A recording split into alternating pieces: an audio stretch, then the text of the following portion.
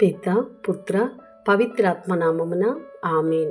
ఈరోజు జనవరి 29వ తారీఖు. మార్కు సువార్త 4వ అధ్యాయము 21వ వచనము నుండి 25వ వచనం వరకు.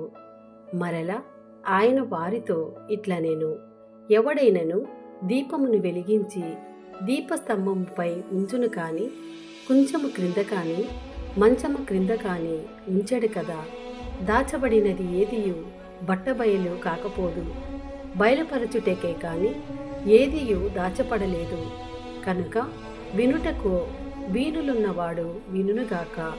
మీరు శ్రద్ధతో ఆలకింపుడు.